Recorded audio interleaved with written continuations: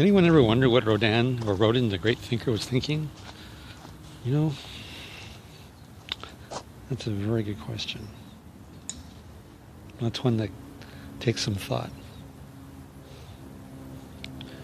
What was Rodin thinking? He was sitting down. He wasn't standing. So we know that. And he was sitting on a rock. But we don't know what he was contemplating. But he's thinking, sitting down. So, makes you wonder. Have you ever thought of that?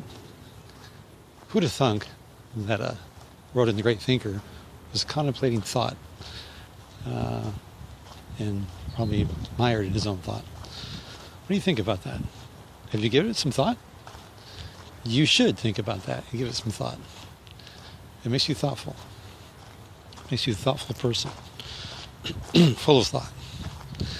So, apparently, it's not polite to be thoughtless. You want to be thoughtful. And I'm sure Rodin was, very aware and full of his thoughts. Full of what? We don't know. But he was the great thinker, or known as the great thinker. So, as a man thinketh, so he iseth. So, I think, therefore I iseth. No. I think, therefore I am. So, I think that I am, therefore I'm thinking. And if I'm thinking that I am, therefore I am thinking. It might not be the great thinker. It might not be great thoughts, but I'm thinking about it.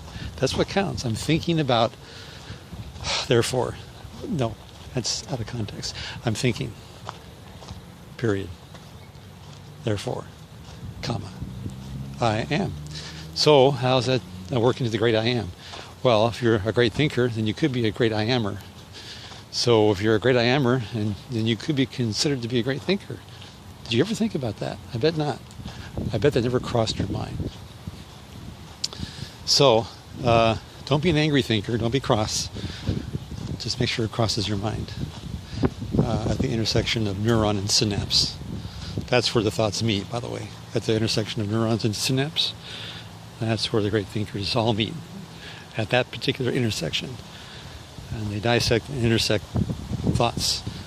So, if you think that you are, therefore you are. Of course, it depends on what you define as therefore or am. Just ask President Bill Clinton. Depends on what is. So if he is, and he iseth, and therefore he was, well, it depends on what you mean by the word was or is. Therefore, depends on what you mean by what you're thinking about what is, and therefore what is and what was and what could be and what is. So Bill Clinton had some very deep intellectual insight into human language. He was getting to the point of what is. What is. Define what is. So he could be considered the modern day Rodin. He was questioning what is. So, if I'm questioning what is that an appropriate thought? I think so. I think it is. I think, therefore, it is. Therefore, I think. So you follow my rationale. I think, therefore, it is. Is it not? No. It's not that it's not, because then it wouldn't be. It is. So if it is, and it's not, but it is, therefore, it doesn't matter what is, because it just is. It's not that it's not. It is that it is. It is what it is. Isn't it? Yes, it is what it is. Is it not? No, it's not that it's not. It is. It is. It is what it is. Depends now on what was. We don't know what was. Was he? Was he fuzzy? We don't know if he was fuzzy. We don't think that was fuzzy, no. This is very fuzzy thinking, actually. this whole was and is bit. There's no clear demarcation of where the was left off and where the is picks up. It's very fuzzy thinking, apparently. So maybe Rodin was a fuzzy thinker. We just don't know that. Maybe he had a pussycat and he enjoyed fur. I don't know. But that's fuzzy thinking. It's not clear thinking. So apparently the great thoughts of was and is and therefore and I am and you are and we are we not?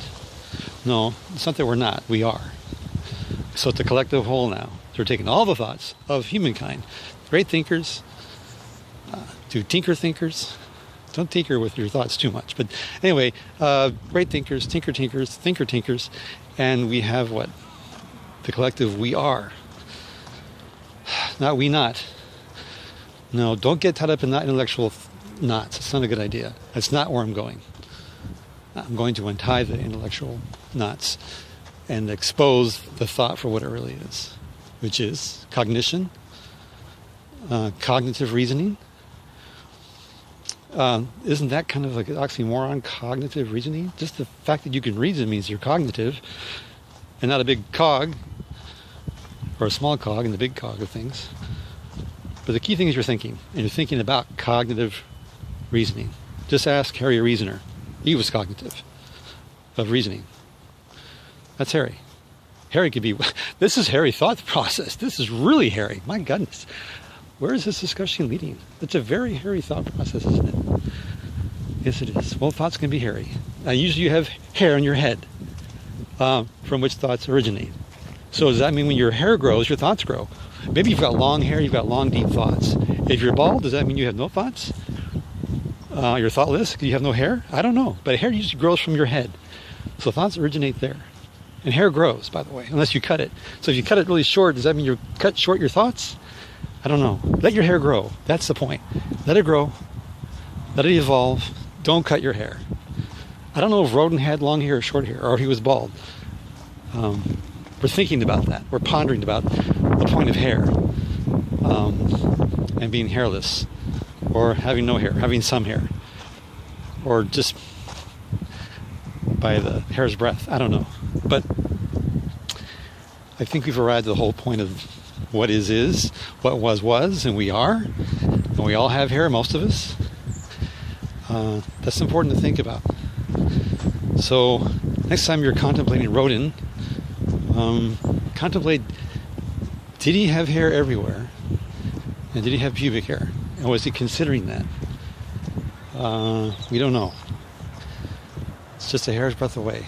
So anyway, I've reasoned long enough. I don't see Harry anywhere. And by the way, Harry Reasoner did have hair. Just want you to be aware of that. I don't know how much hair he had, but he had hair. We can reason that. So let's reason together. Shall we? It's much better to reason together collectively. Put two heads together. It's always better to have two heads than one. That's what I'm saying. So use your head. Get together with another head. Share your thoughts. Commune. And see where it takes you. Just be sure to shampoo your hair when you're done.